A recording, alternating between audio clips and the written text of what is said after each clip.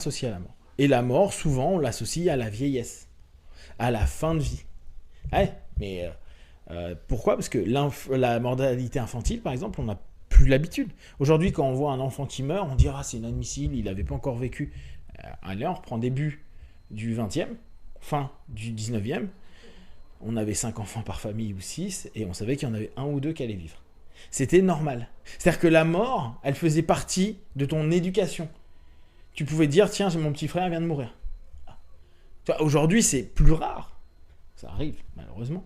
Mais à l'époque, c'était normal, en gros, de dire, bah, des morts, il y en a. Et ma propre famille, allez, maintenant, j'ai 25 ans. J'avais 5 frères et sœurs, je suis le dernier. Et les autres sont morts. Nous, on fait souvent des deuils de personnes qui sont un peu plus âgées ou autres. Là, tu pouvais avoir tes frères et tes sœurs qui étaient morts. Bon. Et tu vois, toute cette notion-là nous met une distance à la mort qui fait que on a une espèce de notion d'infinité de nous-mêmes et donc de non-rapport où on n'y pense pas. Il y a beaucoup de personnes, quand je propose les pauses mortelles, mais même moi j'adore parler de la mort, et je me rends compte que ça fait chier, ça dérange, c'est pas agréable, c'est pas un sujet sur lequel on peut venir spontanément, comme je disais, comme l'actualité, les Jeux Olympiques, un match de foot, etc. Alors que pour moi, c'est la même chose. Qu'on parle de ce que tu vas faire ou de ta mort, c'est exactement pareil, parce que de toute façon, de facto, ta vie amène à la mort. Mais on a oublié ce de facto. C'est moins j'y pense, mieux c'est. Et avec les personnes âgées, c'est intéressant, parce que beaucoup d'entre elles me disent, bah moi j'y pensais pas, et c'est à partir d'un certain âge que j'ai commencé à y penser. Tu vois, c'est cette espèce de déni de la mort, mais je suis pas en critique, hein, mais je n'y pense pas, parce que j'ai pas besoin d'y penser, parce que je me sens pas prêt à. Parce que le contexte socio-économique, parce que l'ensemble des éléments actuels ne nous amènent pas à ce rapport à la mort. Donc, l'idée, c'est toujours de pouvoir redonner une sorte de présence à la mort sans qu'elle soit présente. Et c'est en ça, moi, que j'avais trouvé quand j'avais découvert cette notion de café mortel, hein, comme Crétas l'a appelé, que j'avais trouvé ça génial de dire ah bah super, on est en train de remettre les choses en place, on est en train de sortir de quelque chose qui n'est pas, qui n'est même pas conscientisé par certaines personnes. Et c'est là, on n'est pas nombreux, à chaque fois on est 3. Mais ce qui peut être intéressant si un jour on arrive à être, alors faut pas être trop, lui il y a des moments il laissait autant de personnes qu'il voulait, mais ce que je trouvais intéressant c'est que par exemple tu fais ça, lui il faisait ça dans un café, c'était pas con, il faisait ça dans un café et il expliquait qu'il louait un certain nombre de places, mais il ne savait jamais le nombre de personnes qui allaient venir. Ce qui est normal. Par contre, un des trucs cool, c'est que quand les gens entendent parler de la mort, certains qui étaient dans le bar ou dans le café, un auditeur externe, venait. Ils disent ah bah vous parlez de la mort, et moi je viens de perdre mon chien, je viens de perdre mon oncle, ma tante, ou je sais que je vais mourir, je suis condamné, tu vois.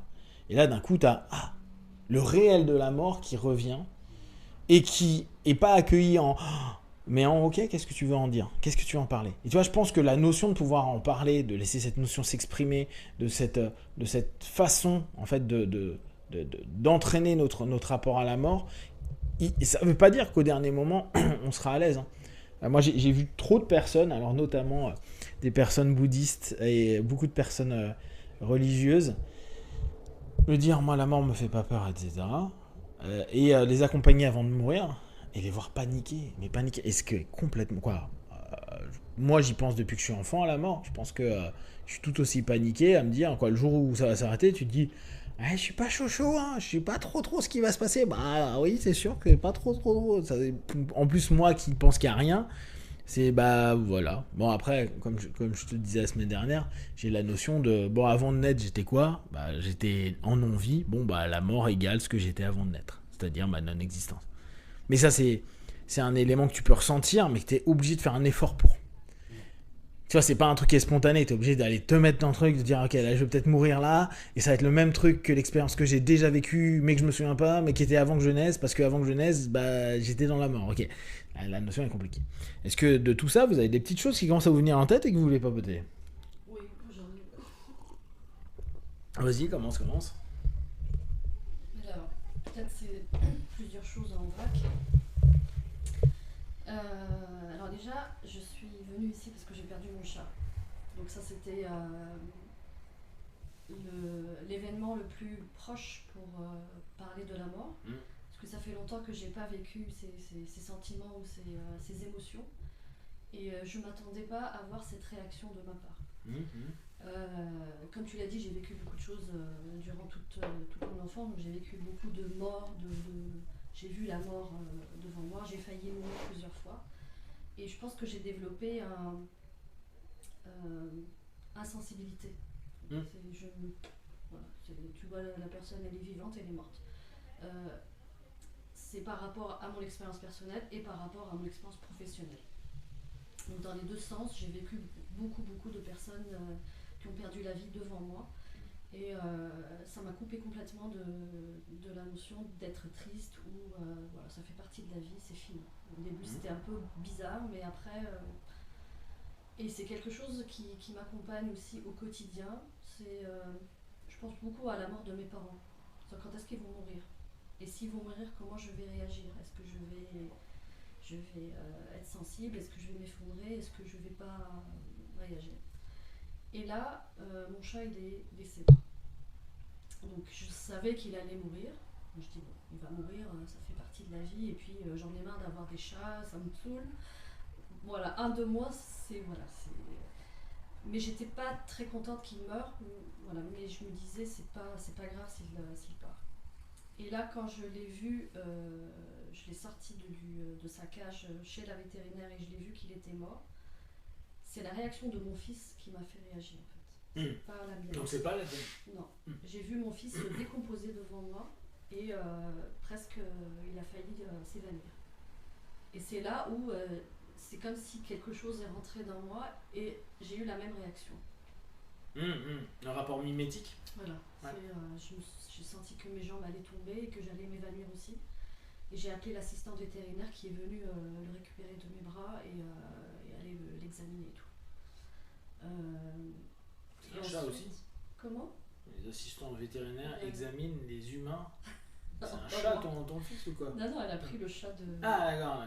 Non, pas mon fils, elle a pris le chat. Je croyais, je me dis merde, il y a un truc que j'avais pas encore compris. Non, elle a pris le chat pour l'examiner, et donc après ils ont dit le chat il est mort, on est parti le voir, et c'est pareil, c'est la réaction de mes enfants qui était le plus difficile pour moi.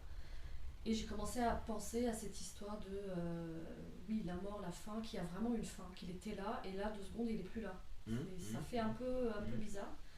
Et puis toutes les images de tous les morts que j'ai vécus, c'est comme s'ils sont revenus, comme si je vivais les émotions que je n'ai pas vécues. Donc ça a été démultiplié par je ne sais pas combien. C'est vraiment des images qui défilaient dans ma tête. C'est quoi qui a marqué? C'est justement ce cumul de morts. Parce que là, ce qui est intéressant, c'est que ça fait plusieurs fois que tu es en train de mettre en avant cette notion d'instantanéité de vie-mort. C'est quoi? C'est ce passage-là, le fait que tu dises il y a de la vie et il y a de la non-vie. C'est ça. Et surtout en disant, en fait, si je peux revenir quelques secondes en arrière, peut-être que j'aurais pu faire quelque chose et que là, il sera vivant. C'est comme si faire le déni du fait, c'est les étapes du deuil. La première étape, c'est le déni. Et dire, peut-être que j'aurais pu changer quelque chose. C'est dommage qu'il ne soit pas là. C'est la notion d'impuissance par rapport à la mort. Impuissance tout de suite, mais je pense que c'est ça le plus douloureux. C'est être dans l'impuissance totale et le déni total de je peux faire quelque chose, j'aurais pu faire quelque chose, mais je ne l'ai pas fait. Et là, je ne peux pas imaginer qu'il n'est plus là. C'est impossible. Cette notion d'impuissance à la mort, c'est un des éléments clés. C'est-à-dire que, et en plus, tu as l'illusion de croire que tu pourrais faire quelque chose. Tu sais, c'est comme quand toi qui as été infirmière, tu peux te dire, ouais, mais si j'avais été là le moment où il était en insuffisance X, j'aurais peut-être pu faire quelque chose. Mais peut-être qu'il sera mort d'une insuffisance Y 10 minutes après. Quoi. Mais il y a la notion d'impuissance par rapport à moi. Et c'est ça qui te met mal à l'aise? Oui, mais surtout, j'ai vraiment, à travers le chat, j'ai toutes mes histoires de professionnels, des personnes qui ont décédé devant moi, c'est revenu. Et c'est comme si j'analysais les choses. En fait, pourquoi il est mort? Est-ce que j'aurais pu faire quelque chose? Et c'était assez envahissant. Alors quand on est rentré à la maison, mes enfants se sont calmés, mais j'avais senti le besoin qu'on devait pleurer. J'avais besoin de pleurer